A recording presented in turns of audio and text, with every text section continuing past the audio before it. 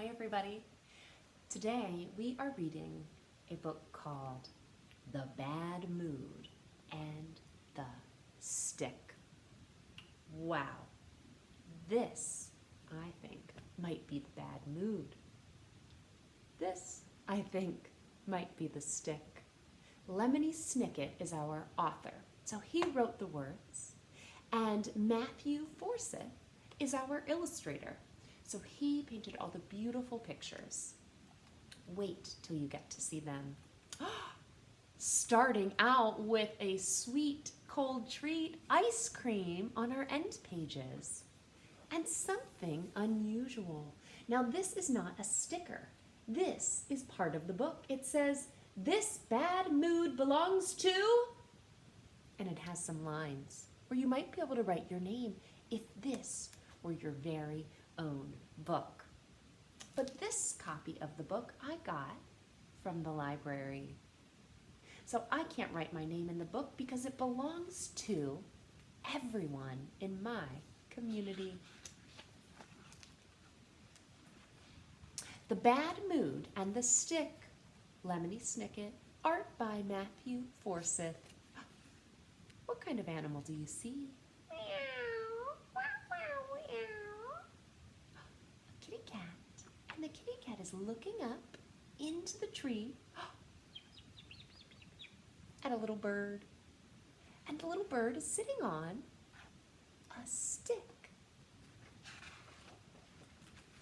Once there was a stick and a bad mood. The stick was on the ground. There it is. I wonder if that's the stick from the tree. We'll have to find out. The stick was on the ground, and the bad mood was with a little girl named Curly. Wow. I noticed the bad mood and Curly are both frowning. And both of their eyebrows are pointed down toward their nose. Matthew Forsythe did a wonderful job with his illustrations showing anger and a bad mood on Curly's face. I also notice her arms are crossed. Sometimes we cross our arms when we feel mad or bad or maybe afraid.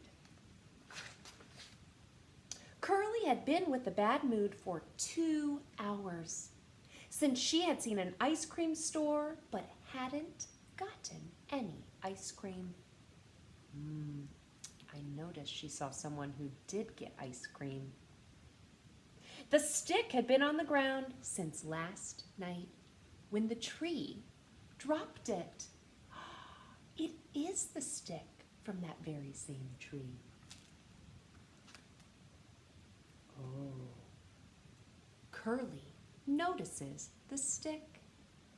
And I notice her body has changed. Her arms are not folded anymore. Her eyebrows are not quite so slanted. She looks curious. Sometimes being curious, wanting to learn or do something is one way we might let go of a bad mood. Curly picked up the stick and used it to poke her brother. Well, that's not very nice. That's not nice, said her mother. Apologize to Napoleon and throw the stick in the bushes.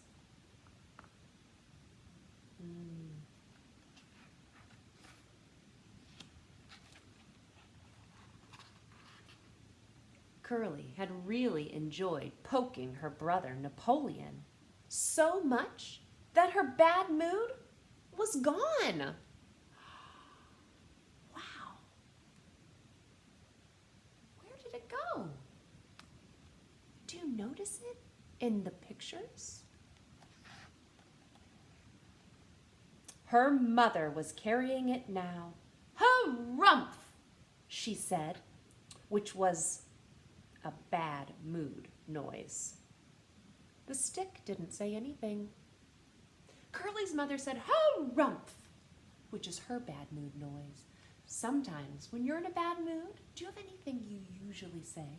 Do you say grrr or or leave me alone? Wow, Curly's mother said, "Harumph," and the stick didn't say anything. Not even when a raccoon picked it up. Who knows what the raccoon wanted to do with the stick? But off Curly and her family went, around the corner, past the mud puddle, and along comes someone else, a man with a hat, carrying something in his hand. The raccoon ran out of the bushes and frightened an old man named Lou.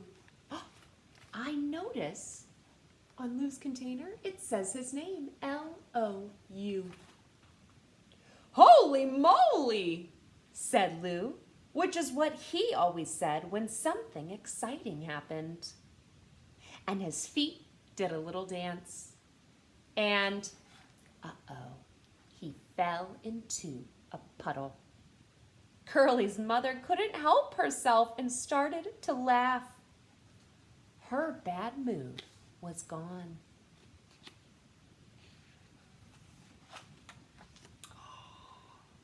But it didn't go away. Who has that bad mood now? Lou had it. The sound of all that laughter startled the raccoon, and he dropped the stick in the mud.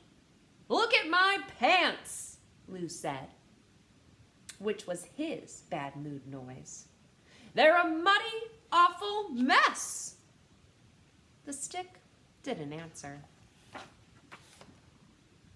Lou went right to the dry cleaners. A woman named Mrs. Durham was the head of the establishment. She was the owner of the dry cleaner. She had a pencil behind her ear. "Well, take that pencil out of your ear," said Lou. "You gotta wash these pants and wash them quick. I'll stand around here in my underwear until you're done." "What?" "You will do no such thing," said Mrs. Durham. "This is a family place." "My goodness, we can't just go taking our pants off at the store." Whoa! But Lou already had his pants off. "Here you go," he said. "They're a muddy, awful mess." "Ugh," said Mrs. Durham, looking at the pants and looking at Lou, and you would think that the bad mood would have moved on to her. If someone put a big, muddy, awful mess of pants in my store and didn't listen to my message about taking them off, I might be in a bad mood. But not Mrs. Durham. She took one look at Lou in his underwear and the bad mood flew right out the window. You never know what is going to happen. Same thing with the stick. You would never guess, but some kind of bug made a brightly colored cocoon on it. Oh, I see it. "Well, look at that," said Bert, and he picked it up to look at it better. It looks beautiful. He took it back to his ice cream store and put it on display. "That's surely unusual," said Curly's mother when they walked by. "What do you say, kids? Let's have some ice cream." Curly had fudge ripple, and Napoleon had mint chip. Curly's mom ordered vanilla yogurt, but then she changed her mind and got fudge ripple too. This didn't bother Bert. The bad mood was nowhere to be found. By the time Lou arrived with his pants all clean and pressed, he wanted a double scoop. And so did Mrs. Durham. I notice Lou and Mrs. Durham are holding hands. I notice that means they must be friends. "Holy moly," said Lou. "Do I love ice cream?" Mrs. Durham smiled. "Same here," she said. I notice the bad mood. Where is it? Who is keeping the bad mood company now? Not Lou, not Mrs. Durham. Meow. Mrs. Durham's cat. And 3 years later, Lou and Mrs. Durham, they were married. The wedding was right there in the park, and everyone in this book was invited. Even the raccoon. Do you see him down here? Curly and Napoleon carried the flowers, and they did great. You never know what is going to happen. By then, the bad mood had been all around the world. You yourself had it several times. I bet I probably had it too. Let's see. It certainly has visited many, many things. The cat and the bird, the man and the dog, the woman on roller skates, even a teeny tiny mouse. Squeak!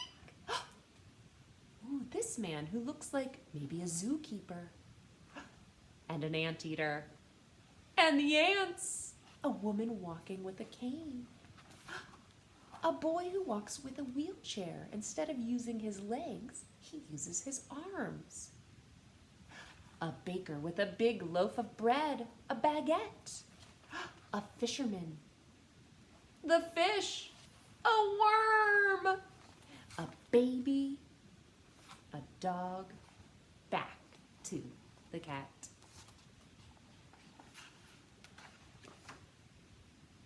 The stick, however, stayed in the ice cream store. The cocoon had opened a long time ago, and Bert had helped the bug fly out into the world. What kind of bug hatched from that cocoon? I see one right up here. I see a beautiful butterfly. That's right, butterflies do make cocoons. But the stick Bert left right there in the shop. After the butterfly came out, he kept the stick in his store because it put him in a good mood. Sometimes having things around that we love puts us in a better mood. It reminds us to be grateful for certain things in our life. I noticed Curly got to go in and get some ice cream, and she got a triple scoop. 1, 2, 3 scoops of ice cream. Wow, she must have been feeling a really good mood. Oh no!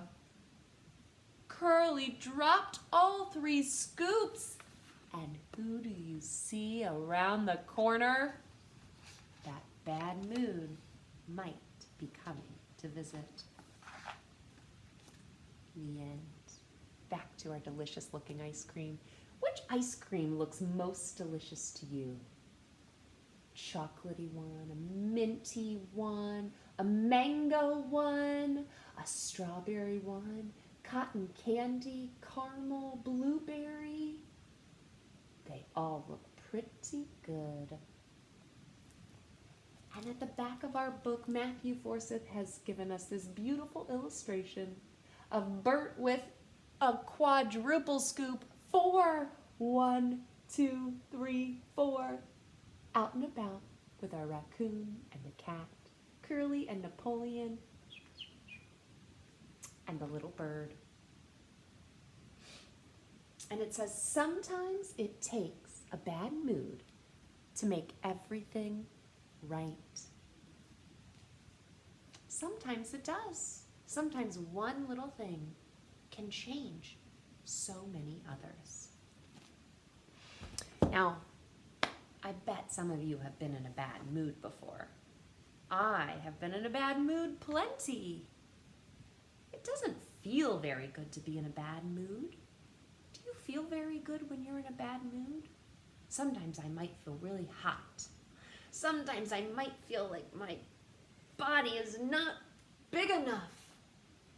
Sometimes I might feel sad when I'm in a bad mood, or scared.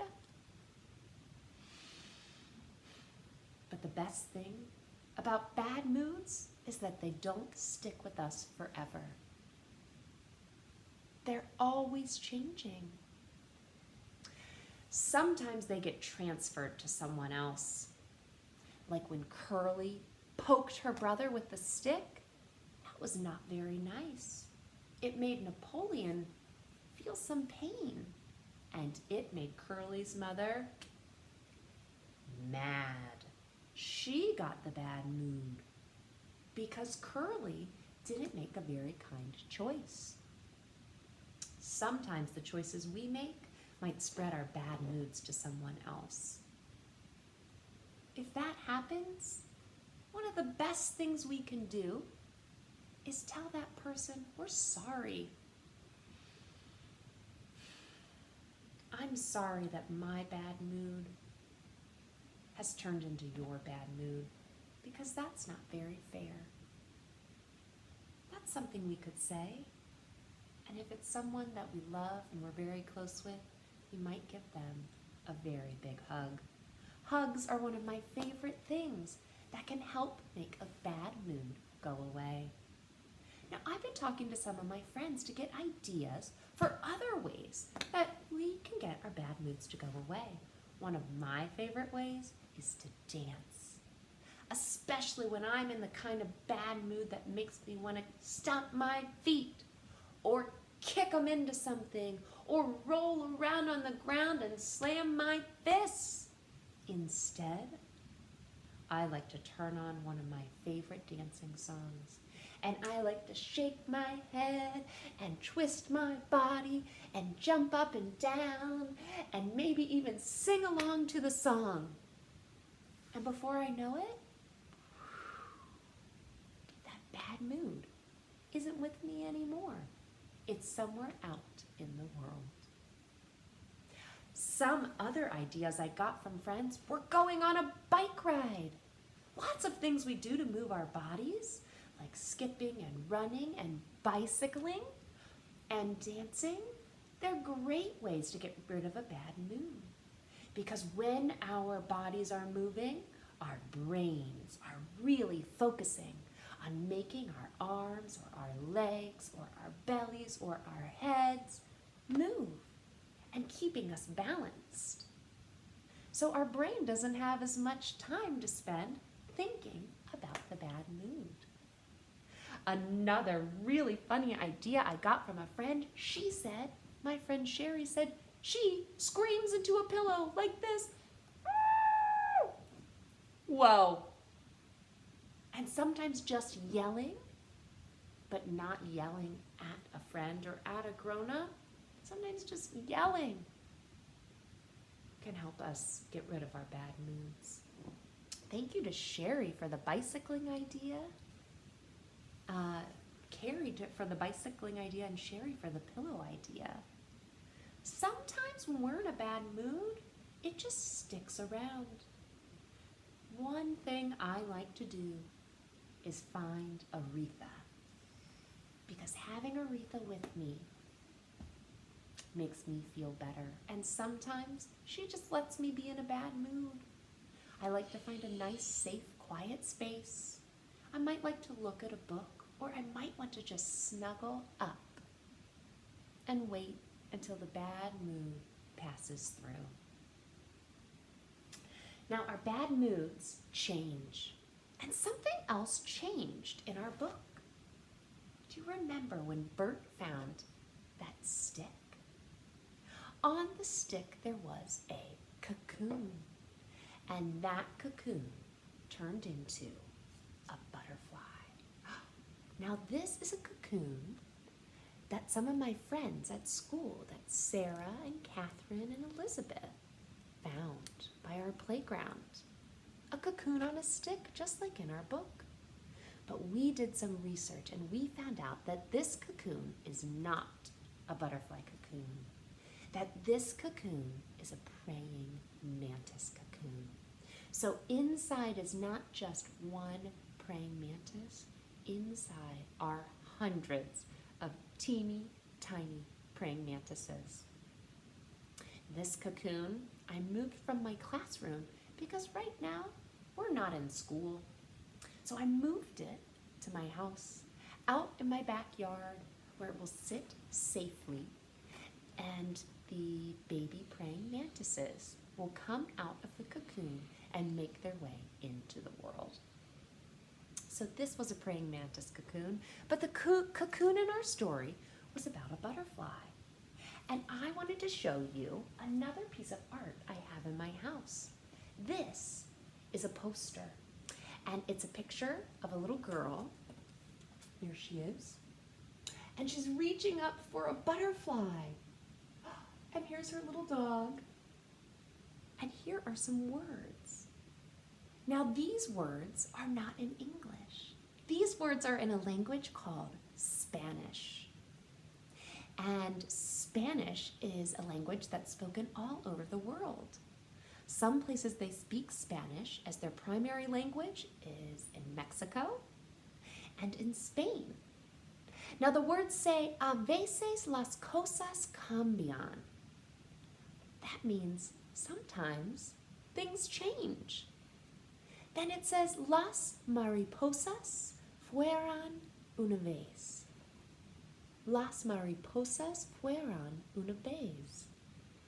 That means the butterflies were once. What were those butterflies once? Even before they got into a cocoon. Does anyone know? I'll give you a clue. They're wiggly. They start with the letter C. K, k. They like to munch and crunch on leaves. They get bigger and bigger and bigger until they reach a chrysalis stage where they build their cocoon. Caterpillars.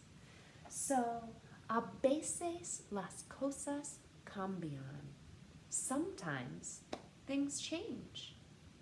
Las mariposas fueron una vez. The butterflies were once orugas. Orugas is caterpillars in Spanish. Now, this came from a book, an old book that I found that someone was getting rid of because it was broken. The pages had fallen out, and I thought that the pictures were so beautiful that I decided I would take the book. And the name of the book is A veces las cosas cambian.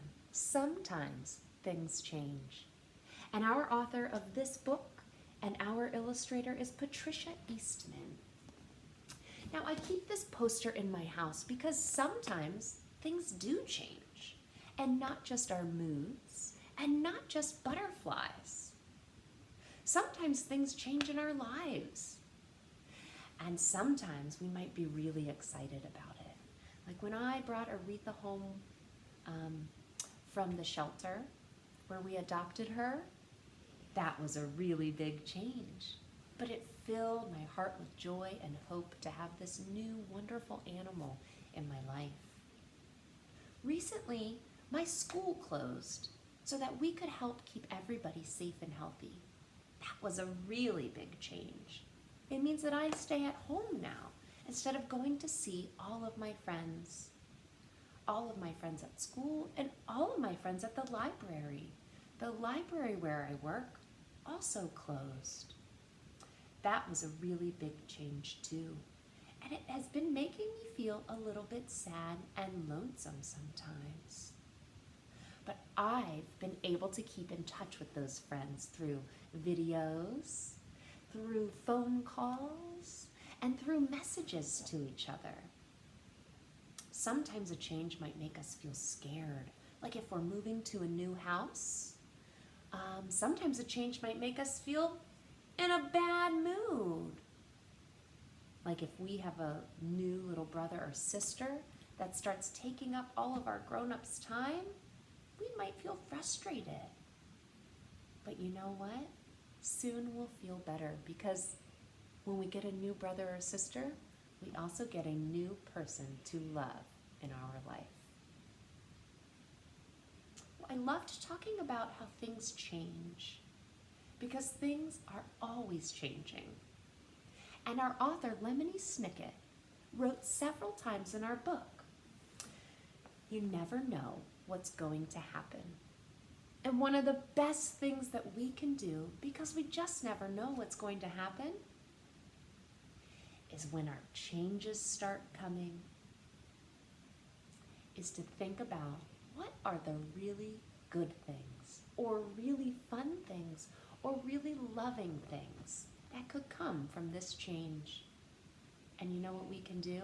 We can work to help make those really fun, really good, and really loving things happen. Now, our book wasn't just about a bad mood changing and how things change. It was also about some things that don't necessarily change. The tree dropped this stick, so the tree was changing, but the stick stayed the same in the story. Even when it held that beautiful cocoon, it was still the same stick. I wanted to share some really fun things that my friends at school and I get to do with sticks. Sometimes our playground is covered in sticks that have fallen from trees, and we gather them all up into great big piles and we build things with them. Sometimes we build fairy houses. Sometimes we build pirate ships or big gorilla nests or bird nests where we can pretend to be those kinds of animals. Sometimes we build forts to see if we can make them big enough for us to fit in, or maybe big enough that an animal who finds it might make its own home in. One time we piled up a great big heap of sticks and we pretended that it was a campfire. And we each got an extra little stick and we held it over our pile of sticks. We pretended we were roasting marshmallows, and they caught on fire sometimes. Or, whoa, they were really gooey and they were really sticky and we couldn't get them off of us. Those are just a few things that you could pretend to do with sticks. Do you already have something that you like to make with sticks in your backyard? Or maybe at a park near your house? Let me know. I would love to have more games to play. The last thing that I love to do with sticks is to make letters and words. Now, you could make any letters that you want out of these sticks, and any shapes, like you could make squares or triangles or circles even. But I wanted to make letters, and I thought it would be really fun to make the letters of my name, Victoria. Victoria starts with the letter V. And I remember from school that all names start with an uppercase letter. So I knew I'd have to find some bigger sticks to make my letter V. Would you like to take a look at my sticks with me? Let's see if I can turn my camera so we can all look at the word together. And we'll get a little sneak peek of Aretha. Hi, Ree. All right, here we go. There's my capital V and my lowercase I. Now, a lowercase I is cool because it has a little dot on it. So I used an acorn top for for the dot on my lowercase I. The letter C was tricky because it's curved. I had to break the stick into little pieces so I could make it curve. So if you have a curve like a lowercase g in your name, or the letter O that we're going to see soon, you might have to break your sticks up. My lowercase t was so fun to make because this stick already had part of the T on it. I just had to find another stick to complete the line across. The O is like making a circle, and I broke the stick into tiny pieces to make it as round as I could. Now my lowercase r was a line, and it's not quite as round if I were to write a lowercase r with my pencils or markers, but it looked pretty good to me. I have another lowercase I in my name, and instead of an acorn top, this is the seed of a sweet gum tree. It's a little bit prickly, and I thought it would be really fun to use for the dot on my letter I. And the last letter in my name is an A. I had to use small pieces to make the round part of the A, and one straight stick to make the rest. So there we go. That's how you spell Victoria. Victoria.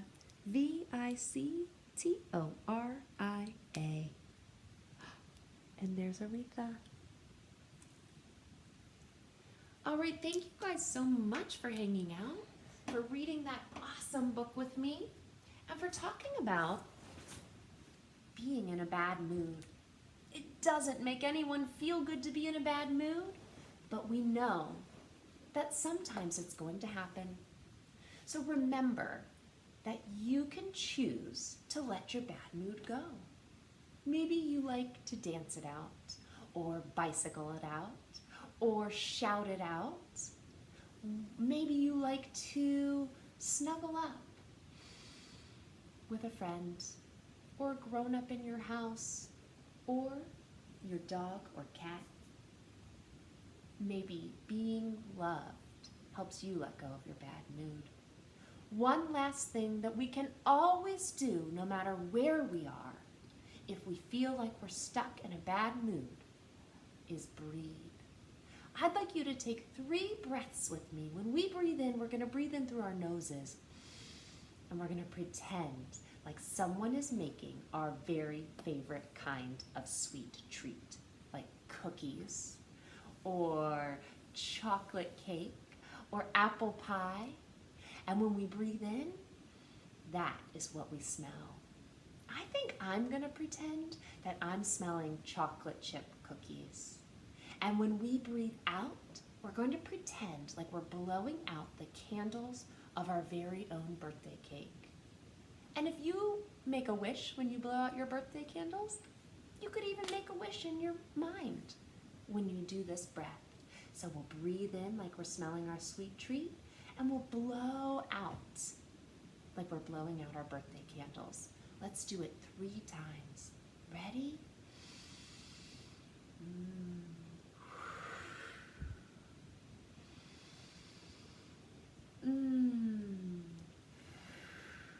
Last one in. Out. Thank you so much, friends. I love getting to share stories with you and getting to talk with you. I hope that you can choose to be kind to the people in your life today, and be kind to yourself too. I love you. Bye.